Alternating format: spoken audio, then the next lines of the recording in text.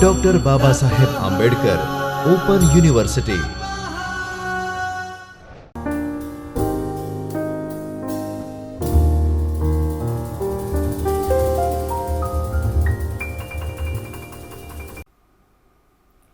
Hello friends, Namaskar. This is Dr. Jaini Shah, Assistant Professor of English from Dr. Babasaheb Ambedkar Open University. And I welcome all the students and learners across the platform to this video lecture series that the university is recording to be put on the portal Omkar E. Today I have come in front of you with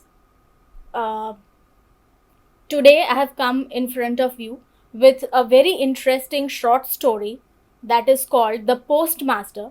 It is written by Rabindranath Tagore. Here you can see the picture of Rabindranath Tagore. He was born in 1861 and he passed away in 1941. Now, friends, he was the first Indian ever to have won Nobel Prize in Literature. And that is why Rabindranath Tagore has a mighty contribution in literature across languages, be it Bengali literature or English literature. And he has some of his very famous works to his credit. And we are going to learn one such short story which is written by Tagore. But before that, we must know a little bit of background of the author Tagore. So moving further, Tagore was a Bengali poet. He was also a writer. He used to write novels. Even he used to write songs. He was a composer and philosopher as well as a painter. So we can say that Rabindranath Tagore was a man with many talents, not just one. He has won Nobel Prize in Literature in the year 1913. And due to his contribution, he is often regarded as the Bard of Bengal. Now, the Bard of Avon is Shakespeare's title. William Shakespeare is also called as the Bard of Avon.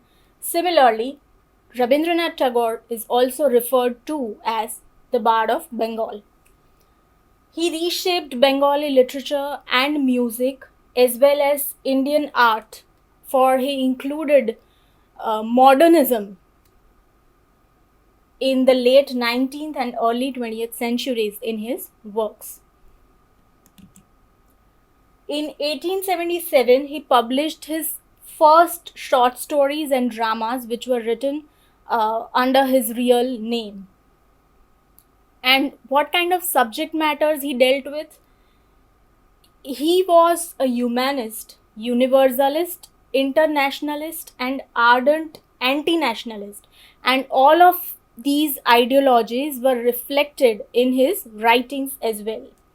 He denounced the British Empire, he denounced the British Raj, and he advocated independence from Britain. He was a pro for this dream and this vision of India being independent from the British rule, and he worked for that as well. His novels, stories, songs, dance dramas, even essays explored topics which were ranging from political to personal. So he would write on number of topics, number of subject matters which ranged from political as well as to personal. Now, he is known, he's very famous for his works such as Gitanjali, which are song offerings, and Gora is a novel, it's written in Bengali, but we call it Fair Faced, and these are his best known works. He's also known for his compositions, one of which is our national anthem, India's national anthem, that is Jana Gana Mana. It is composed by none other than Rabindranath Tagore. And he's also credited with composing national anthem for Bangladesh. And that song, that anthem is called Amar Shonar Bangla in Bengali language. Coming over to short stories by Tagore. Earlier, we have known his general corpus of work, what he wrote on, what was the subject matters, and what kind of ideology he had. Now, coming specifically to short stories written by Tagore, so there are 4 years in his writing career, years ranging from 1891 to 1895. These 4 years are known as Tagore's sadhana period. Okay, sadhana period in which he wrote some of his most fulfilling works, and it is also entitled as Galpagucha. Now, Galpagucha is a collection of 84 short stories written by Tagore, which were produced in his sadhana period. In these short stories, he explored the topic which involved Pan India. Pan India meaning to say he beheld the lives of India's poor and common people. Tagore thereby took to examining their lives with a penetrative depth and feeling that was singular in Indian literature up to that time. So Tagore is credited to have explored that part of India which was unexplored till now. So he actually went into depth of the lives of ordinary common people, poor people of India, which formed the majority portion of India's population. And that is something path breaking for any novelist or any songwriter or any music composer for to do that in Bengali as well as English literature. And Tagore has done that. Now, in particular, short stories such as Kabuliwala, which you must have studied in school, and it is very famous piece of writing. Kabuliwala is written by Tagore. The Hungry Stones is also written by him, as well as Atithi. Which now these short stories have analytical focus on the downtrodden population of our nation. So this is what about short stories of Rabindranath Tagore, and one such short story we are going to deal with today. So I hope you have got a little bit of understanding that what kind of short story you are going to expect from Tagore. So everyday lives of all sorts of people, higher class, that is upper class, middle class, as well as the lower class. And there is equal attention and reverence paid to characters from all walks of life. He valued humans above any class or caste discriminations, which was very mainstream in that part of India in which Tagore existed.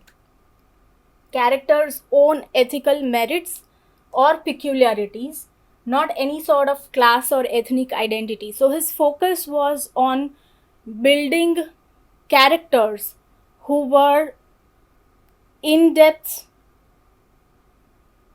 what we can say, building characters who were dynamic, having their own sense of thoughts, having their own ideologies, apart from making them just caricatures who would represent the class they belong to. So Tagore focused more on characterization. That is what we are told over here. Next, now coming to the short story for the lecture. As I said, it is called The Postmaster. It was written in the year 1891, and this is how the portrait of the cover page of the story looks like. You can see the postmaster, and you can see a young girl who is standing behind the postmaster, and she is obviously sad. And the postmaster, we can see the suitcase in his hand, and we can see that he is departing. He is going away from the house that is shown. So let us see what happens in the story. It was originally written in Bengali language by Tagore, and then later it was translated into English. Now, just a little bit of information that there are similar sounding titles in English literature which are related to the postmaster, so better not be confused with the titles. We have the title called The Post Office, which is a drama, which is a play, also written by Rabindranath Tagore. And then we have a short story which is titled The Letter. The Letter is a very famous story in which there is a setting of post office, and there are very two famous characters called Ali and Mariam. Now that short story is written by Dhumketu and it is written in Gujarati, published in the year 1926. So these three works of literature have the background of post office, postmaster, and letters, but better not be confused with the titles because we are dealing with a short story that is written by Tagore and that is called The Postmaster. Okay, so now moving further to the summary that what the story actually is all about. The postmaster is set in a village that is called Ulapur. It is a village in Bengal during the 19th century, during the British Empire. The British owner of an indigo dye factory has persuaded the government, the British government, to set up a post office in this village. And in this post office, a man from Calcutta, a man from a city, is employed as a postmaster in the village post office. So initially he finds himself unfit to be adjusted in a small town, in a small village, because he's coming from the city background. He belongs to upper caste, and so for a city bred man who has born and brought up in a metro city like Kolkata, he finds it difficult to adjust to the people, to the surroundings, to the minimum facilities that are available in a small village of Ulapur. So, and also people are less educated than they are in the city, and they have little time to socialize because they all work hard in the indigo factory. The postmaster, though, has not much work to complete, and so he spends time by writing poems about the natural surroundings, which is the one thing beautiful that he finds in the village. Now, despite his small salary, what he does is he asks an orphaned village girl whose name is Ratan to complete housework for him, for which she receives some of his food. So he finds this teenage girl who is 12 or 13 years old. The author does not specify the particular age of Ratan. He tells him that the girl is 12 or 13 years of age, a very young girl who is an orphan. Her parents are no more, and Ratan is employed, not exactly employed, because whatever work she does, the household chores of the postmaster's family, the postmaster gives food that is left over. So Ratan does all his work, all the household chores or the domestic work, and then the postmaster feeds her. The postmaster's loneliness leads him to strike up a conversation with Ratan. Now, since most of the time Ratan is in the house, both of them start talking to each other, sharing their thoughts and stories of family members. Even though her class status is distinct from his, there is a class divide. Ratan is a poor girl with minimum. Ratan is a poor girl, and postmaster is from a well-to-do family. The two recount stories from their childhood, and they become close friends, talking at night to each other. Ratan begins to think of postmaster as her own, but the postmaster continues to long for a close companion to abate his loneliness. Now, it so happens that Ratan is a young girl and she finds postmaster as an elderly brother, and she starts connecting with him emotionally, whereas the postmaster does not have any sort of attachment with Ratan because he is longing for a companion who could be his life partner. And so the story moves further.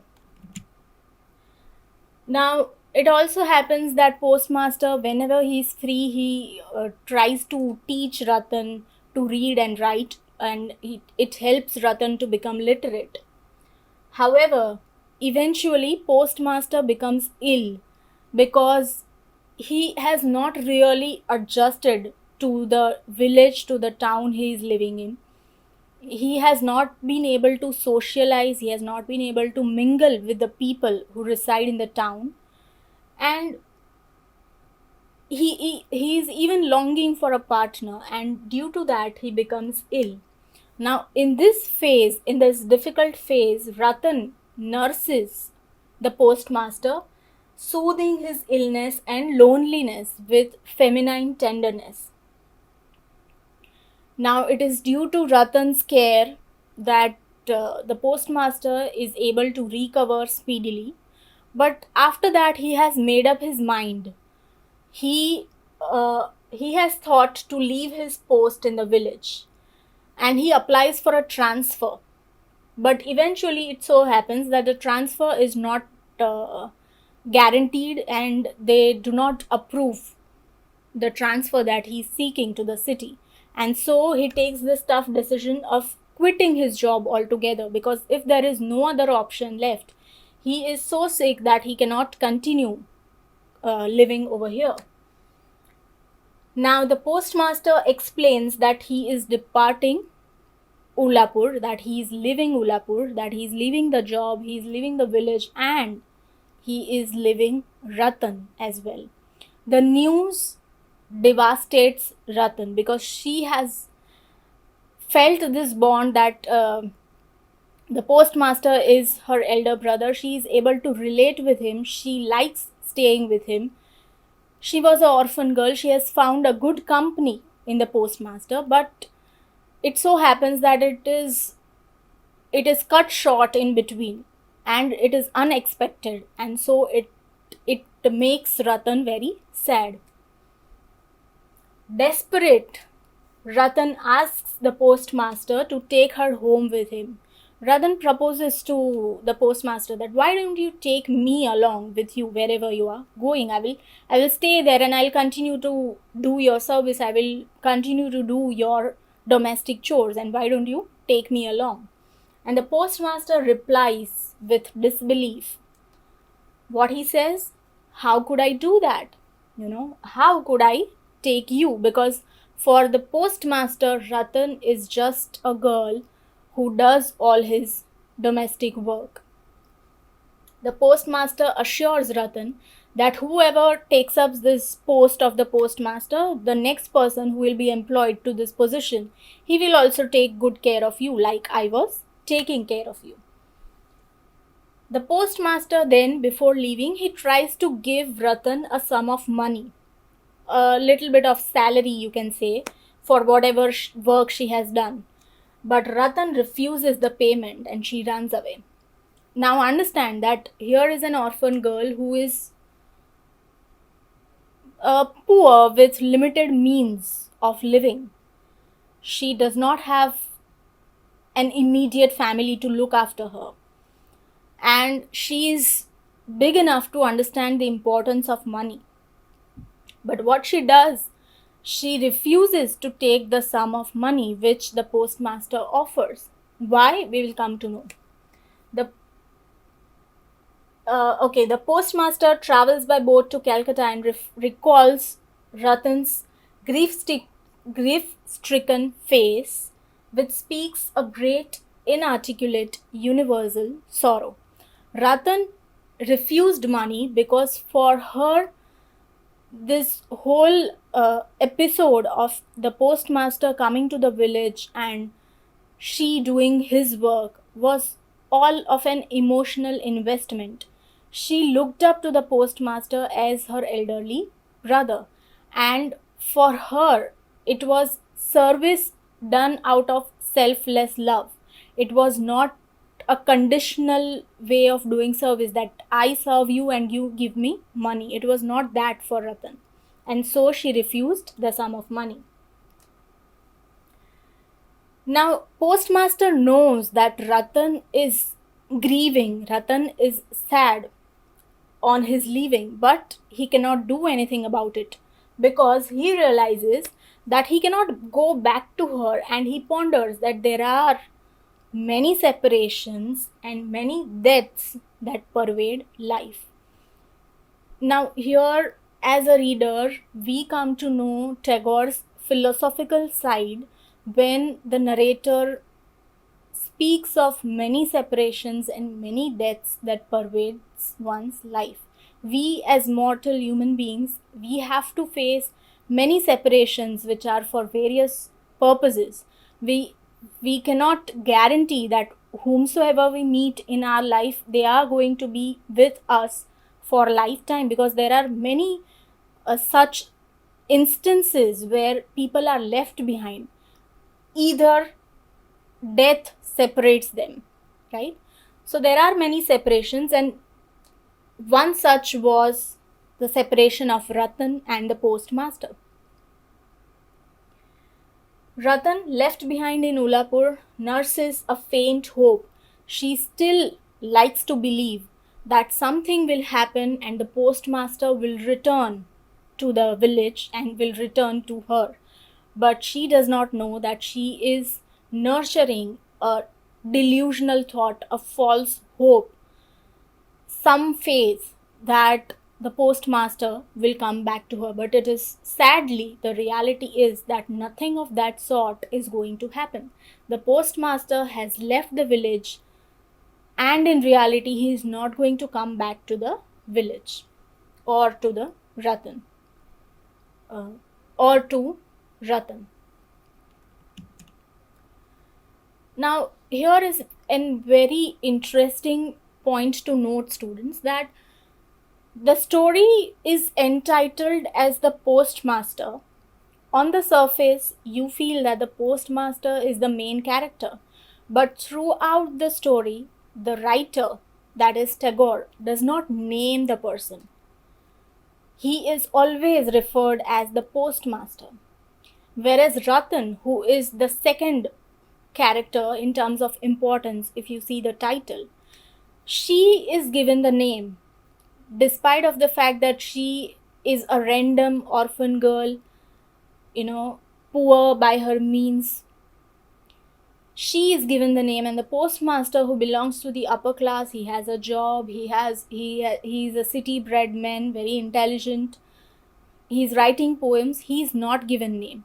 And at the end, there is a shift in sympathies. We sympathize with Ratan, and Ratan becomes an important character rather than the postmaster. So here are the characteristics of the postmaster. I will just go through it quickly because we have talked about it. A young city-bred man from Calcutta. He's posted in Ulapur, where he felt like a fish taken out of water, so it's difficult for him to survive. He feels lonely in the village, he feels displaced, he does not belong to the village. He is an intellectual and a profound thinker, and he pacifies his longing for a companion by his writing poetry. And eventually he gets sick, he develops an illness, and he applies for transfer, which is rejected, and so he decides to leave the job and he leaves the village as well. Coming to Ratan, who is 12 or 13 years old, who is an orphan, who helps the postmaster with housework in return for some food. She grows immensely attached to the postmaster, referring to him as Dada Babu. Now, Dada Babu is a common Bengali term giving respect to an elder brother. And so Dada Babu. Ratan calls the postmaster by this name Dada Babu. Ratan takes care of him and nurses him like a mother. After his departure, she wanders near the post office, weeping, hoping that he might return to her. Coming to the analysis of the story, what we come to know is that there is a class divide. Clearly, the postmaster denotes the upper class. The behaviorism, the mannerism of upper class Bengali people are described with the character the postmaster, and Ratan signifies the lower class of the society. There are two extremes of natural and exquisite landscape which are defined, which are delineated by Tagore. They both, now here is a merging point where a man from upper class and where a lady, a girl, a very young girl from lower class. There are two divides, two opposite, upper class, lower class, and even gender, male and female. How they develop an attachment, how they both share the talks which are related to their family members, and how postmaster educates Ratan. Bond is strengthened, more strengthened when postmaster becomes ill and Ratan takes care of him. But it so happens that the postmaster laughs out Ratan's proposal that, can I come with you? Can you take me along with you? But instead, now here the emotional bonding from the postmaster's side is all washed away when he offers Ratan a sum of money for the services that she has done. And the postmaster finally thinks that who belongs to whom in this world? There are many separations in this world where human beings depart from each other. They are no longer with each other. So no one, now this all takes us on a philosophical side that no one belongs to the other person in the world, and who belongs to whom in this world, right? So rural versus urban description, artistic inspiration and modernization, the indigo factory and the British Empire, the description of post office, everything is juxtaposed between rural and the urban. Gender and class inequality, loneliness in search for meaning. So separation from family, orphanhood, departure from Ulapur and Ratan, all of that, it signifies loneliness and one's search for meaning, one's search for the purpose of life. It also talks about emotional dependency. Brother figure seeks a life partner to share his emotions. So emotions of Ratan are described. But on the other hand, the postmaster is longing for someone else with whom he can share his joys and sorrows and his ideologies that he has, because he is an intellectual thinker, he is a profound thinker, he is a writer as well. Now here is the quote from the story itself. These are the ending lines that are written by Tagore and before he winds up the story. So it goes like that. Alas, the mistaken human heart. I will also side by side explain you. The author says that human heart is mistaken. It falls so many times because its delusions never end. Delusions are false faiths, false hopes, which are not in relation to reality.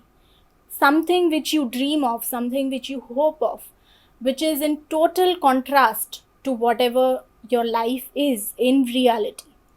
So its delusions never end, and the laws of reason enter the mind after much delay.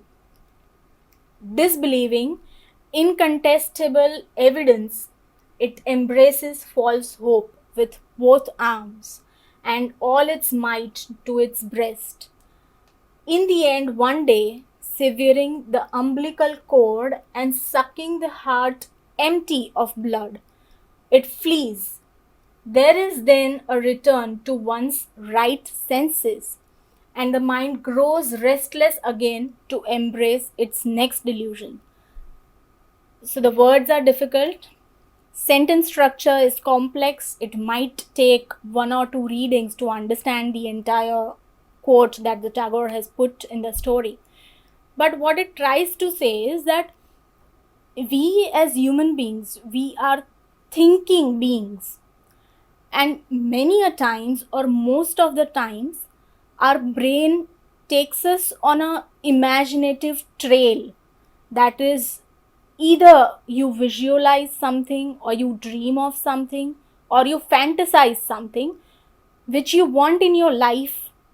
It may vary from personal achievement to professional achievement, to your dreams, to your aims, to your targets, to your goals. You hope of something which is in contrast to your reality. So many a times we visualize things which are not possible in reality. And that is exactly what Tagore says, that human mind is so delusional that it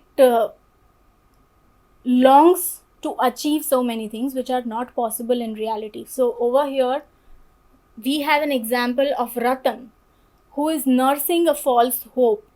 Because she is emotionally connected to the postmaster, she wants him to return to her, which in reality is never going to happen. So the author knows that Ratan for some time is going to weep, she is going to nurse a false hope, and with the passage of time, she will again embrace towards next delusion. Something will happen in her life that she will start thinking about achieving that dream or that goal. So it happens with each one of us.